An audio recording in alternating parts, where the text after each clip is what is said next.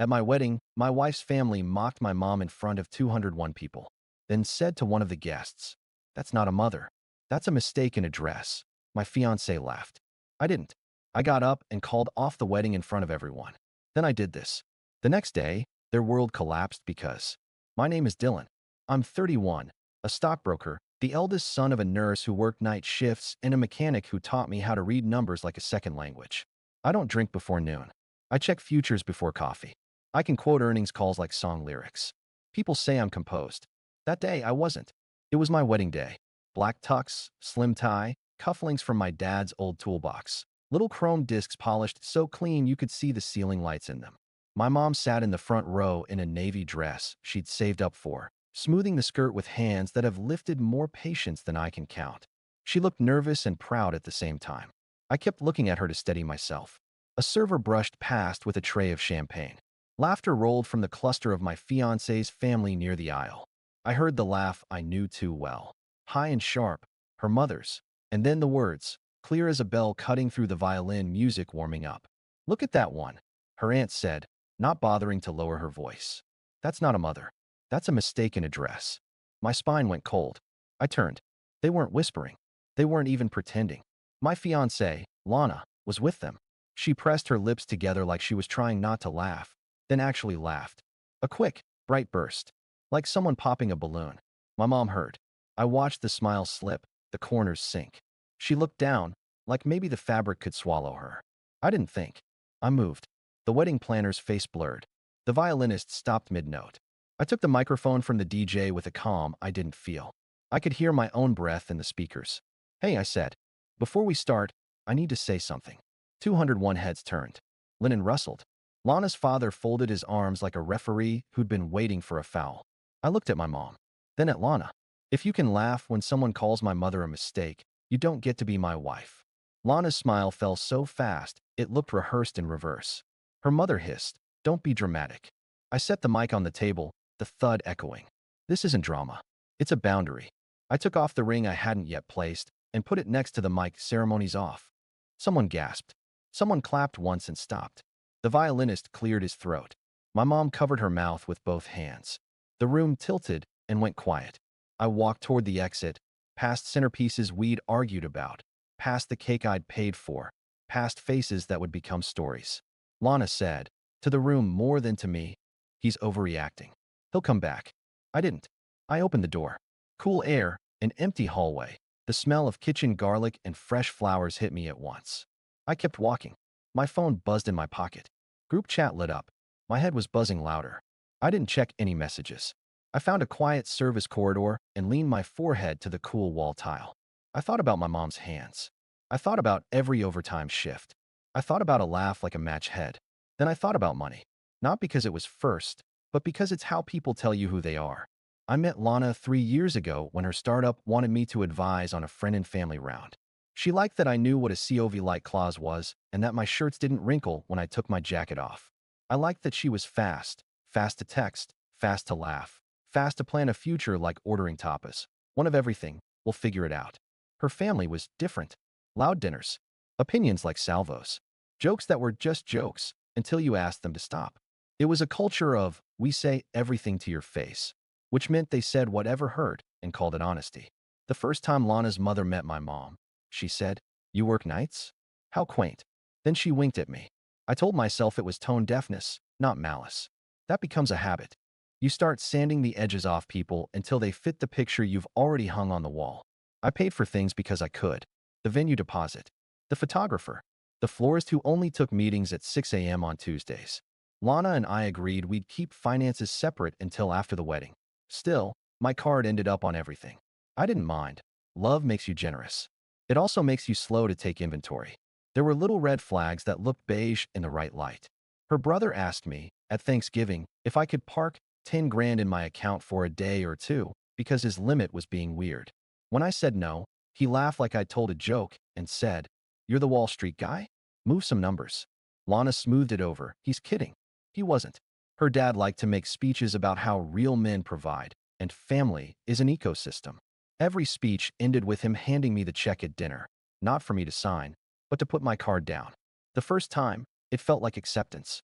By the 10th, It felt like a tax. Then planning got tight. We had a spreadsheet. We had tabs. We had a calendar invite called Final Budget that pinged and gave me a headache. Lana wanted the string quartet, the donut wall, the fog machine for the first dance.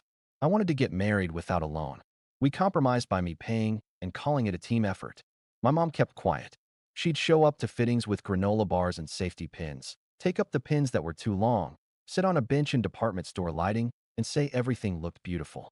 Once, in the car, she said, "You sure they like you?" I said, "They love me." She looked out the window and didn't answer. The week before the wedding, things got meaner. Lana's aunt sent a photo in the group chat of my mom's dress from a fitting and wrote, "Cute. Is that from the clearance rack?" Someone reacted with a laughing emoji. Someone else said, "At least she won't outshine the bride." I typed 3 different replies and deleted all of them. I told my mom the group chat was muted. 2 days before, Lana called me at work. "My dad's friend can hook us up with an investment property if we wire $50K before month end. It's not a big deal. Paperwork later." I said no. She went quiet. Then, "You don't trust my family." I said, "I don't wire money with no paperwork." She hung up and texted me a heart an hour later. Then another message. "Could you at least upgrade the bar package? It's embarrassing." Embarrassing. The words sat in my chest like a rock. The morning of the wedding, I woke up early, checked futures, checked my tie, checked on my mom. She sent me a selfie, her in that navy dress, hair up, eyes a little watery. She wrote, "Proud of you." I wrote back, "Wait until you see the dance." I meant it. I wanted that day to be clean. Then the comment. Then the laugh. Then the mic, the ring, the door, the hallway. In the corridor, my phone buzzed like a hornet nest. "Lana first, come back. You're making a scene." Then her mother. "You apologize to me and my sister, or we'll be seeking compensation for the embarrassment and the venue costs." Her brother. "You owe us for flights." Her dad. "This will be an expensive mistake." I stared at the screen and thought about the invoice spreadsheet I'd been keeping on my laptop. I thought about the retainer agreements, the contracts with my name on them, the chargebacks I could file, the caller ID history that looked like a timeline of who thinks you're a wallet. I put the phone away. I went back inside, but not to the ceremony. I found my mom by the bathrooms, dabbing under her eyes with a folded napkin like she could erase the scene if she pressed long enough. "I'm sorry," I said. She shook her head. "Don't you dare apologize for me." "I canceled it," I said. She swallowed. "Good." We stood there in the hum of the HVAC and the clink of glassware. "Go home," I told her. "I'll handle the mess."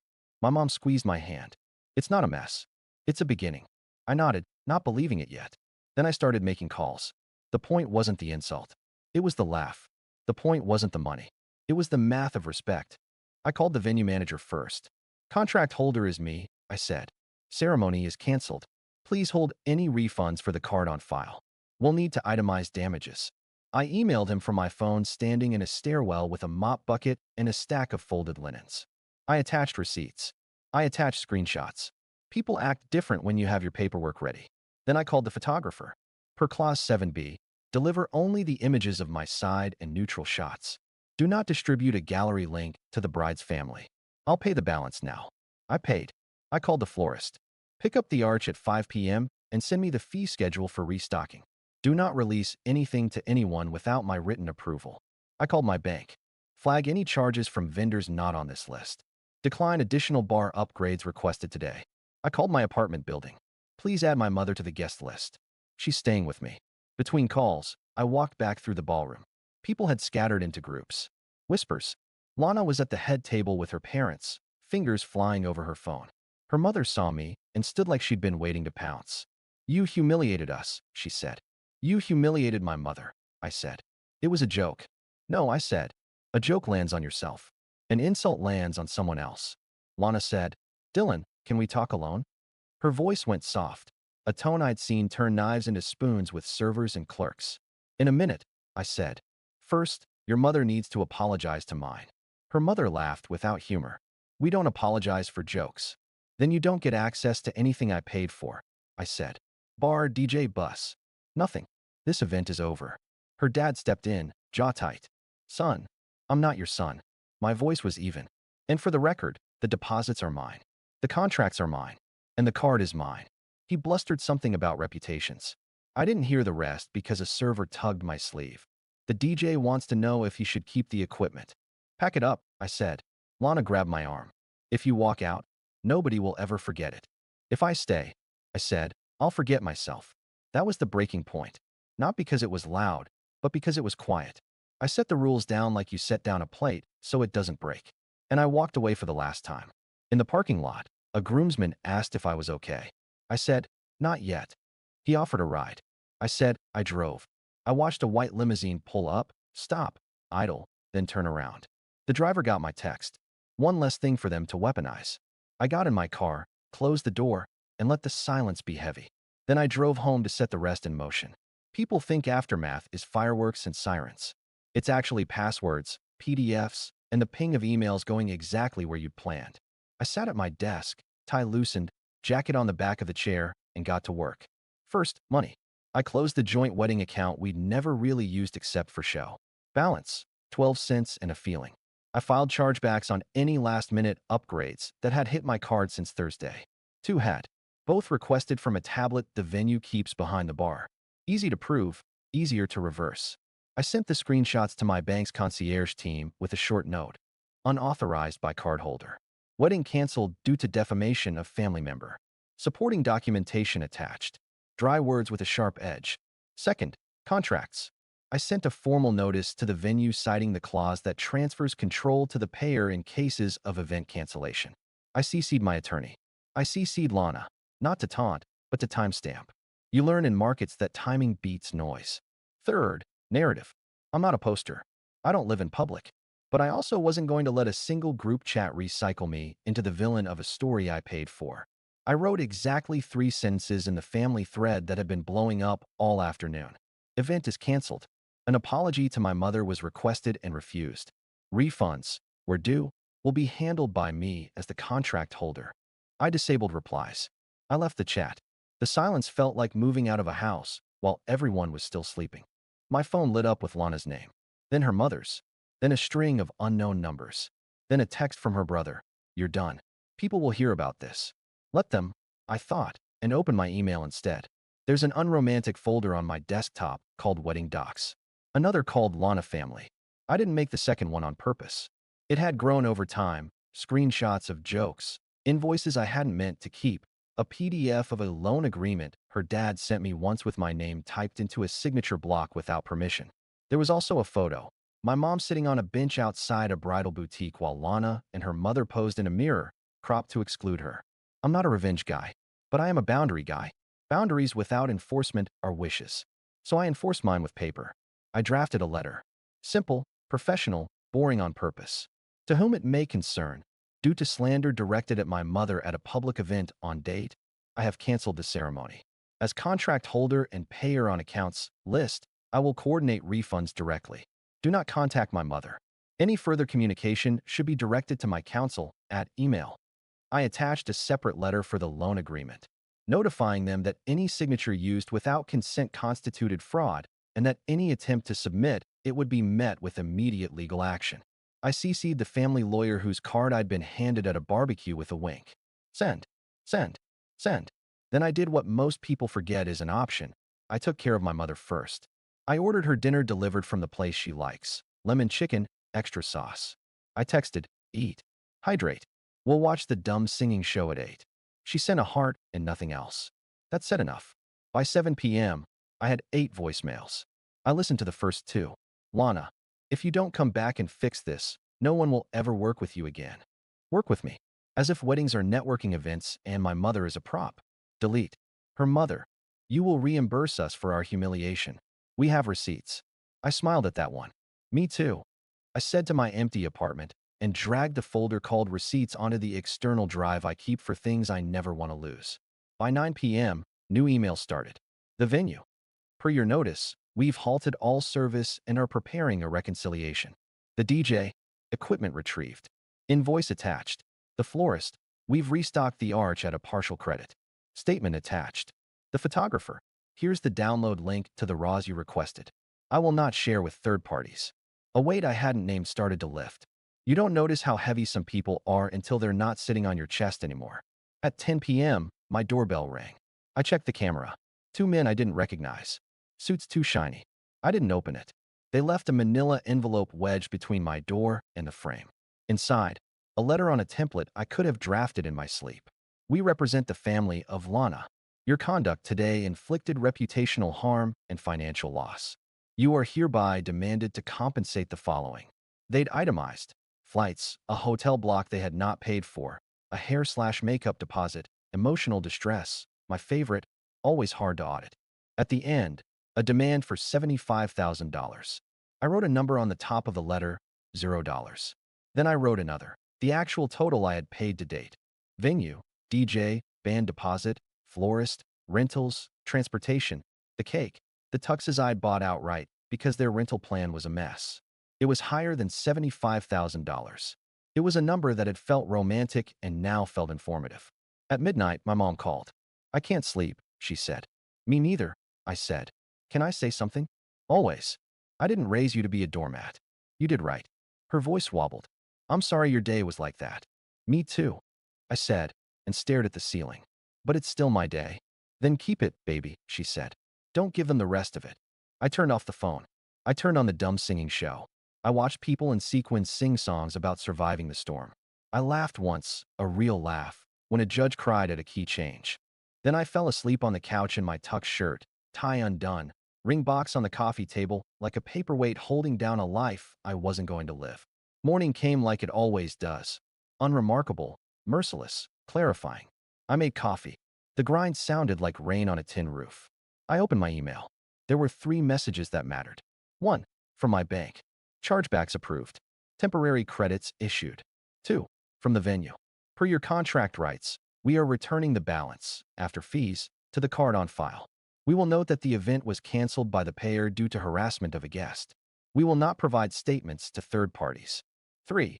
From a compliance officer at a brokerage I used to cover as a sell-side analyst. The officer wrote, we have received a complaint referencing your name and supposed misconduct. The attached screenshots appear to be fabricated. There were images attached, a fake text thread between me and Lana's brother implying insider trading, the kind of Photoshop job that only fools people who want to be fooled. The complaint had been submitted from an email address that included Lana's last name. That was the moment their world started to tilt. I replied professionally and forwarded the whole thing to counsel with a note. Add defamation to the file. Seek preservation of metadata from the platform and the sender. Then I sent a separate email, quiet, polite, to Lana. Please advise your brother to cease any and all references to my work. You are placing yourself in criminal exposure. This is not a bluff. 10 minutes later, my phone lit up with a number I didn't know. I let it go to voicemail. It was her dad. We don't want war, he said. We want a settlement. I poured more coffee. You had a settlement, I said to the mug. It was called respect. I sent one last email, a tiny 1-sentence request to the photographer. Please send my mother the 2 photos from the bridal boutique, where she's in the mirror. The reply came with a link. There she was. You couldn't crop her out of this one. By noon, the story they'd been telling themselves started to fall apart. Friends reached out. Heard what happened. We've got your back. The violinist texted me a link to a video someone had taken of my little speech. It wasn't online, thank God. But in it, my voice didn't shake. My hand didn't tremble. I looked like someone I recognized. Then my doorbell rang again. This time, it was a courier with a small box, the ring. Lana had messengered it back with a sticky note. Return receipt? No apology. No acknowledgement. A note like a receipt. I signed, closed the door, and finally exhaled like I meant it. People want closure to be a grand gesture. Sometimes it's a spreadsheet you don't have to open anymore. A week later, I met my mom at a diner we used to go to after her shifts when I was a kid. She ordered pancakes with strawberries. I ordered eggs and the kind of coffee that tastes like it was brewed in a steel boot. We sat by the window. The sun hit the formica like stage lights. How's your heart? She asked. Less noisy, I said. How's yours? Bruised, she said. But proud. She smiled in that tired way nurses smile when they've seen the worst and still show up. You protected me. You protected you. I nodded. I thought love would make it all make sense, I said. Turns out, respect does that. Love without it is just a costume. My phone buzzed once on the table. An email from counsel, settlement offer withdrawn by their side. Reason, mutual decision to disengage. Translation, they realized the billable hours would hurt more than my speech did. Good. Another email, from the photographer. The final album, my side only, as requested. The first photo was my mom tying my tie and both of us pretending we weren't emotional about it. The last one was a photo of an empty aisle with flower petals scattered like confetti for a party that didn't deserve them. What will you do now? My mom asked. I'm going to work, I said. And I'm going to visit you on your day off and fix the leaky sink. And I'm going to stop pretending that people who don't respect me are complicated instead of just cruel. We ate. We didn't talk for a while. It was a quiet that didn't hurt. That afternoon, I called the venue and told them to donate the leftover flowers to the hospice ward at my mom's hospital. They sent a photo later, a row of vases in a hallway where people learn the shape of endings. It felt right. Something beautiful salvaged from something ugly. Lana texted me 2 weeks after that. We should talk for closure. I typed and deleted 3 replies. Then I wrote, we had closure. It happened when you laughed. I blocked her number, not to punish, but to stop a door from swinging in an empty frame. Months went by. I slept. I lifted. I took my mom to a matinee on a Tuesday because we could. When markets were bad, I didn't look to someone who despised me for comfort. When markets were good, I didn't feel the urge to buy forgiveness with a nicer bar package. And then one morning, my inbox pinged with a note from a client who'd heard the story third hand. You kept your boundary in public, he wrote. I want a broker who'll do the same when a boardroom gets ugly. He moved his account to me. It wasn't about the commission. It was a reminder that the world doesn't end when you do the right thing in front of people who expect you to fold. The last piece arrived quietly. A plain envelope in my mailbox with no return address. Inside, a handwritten apology on lined paper, shaky pen strokes. Dylan, I'm sorry for what I said about your mother. It wasn't a joke. It was cruel. I've never been good at apologies. I'm trying. Lana's aunt. It didn't fix anything. It didn't have to. I folded it, put it in a drawer with the cufflinks. That same day, my mom texted me a photo of the flowers at the hospital with a caption that read, your mess made their hallway beautiful. Here's my closure, written in words simple enough I don't have to reread them to remember. I will never stand next to someone who laughs at my mother. I will never buy my way into a family by financing their disrespect. I will not let love be an excuse for erasing myself at the door. I'm Dylan. I didn't get married that day. I got something else. A life with a lock on it and a list of names who keep keys only if they earn them. And for once, I didn't have to check a chart to know I was up.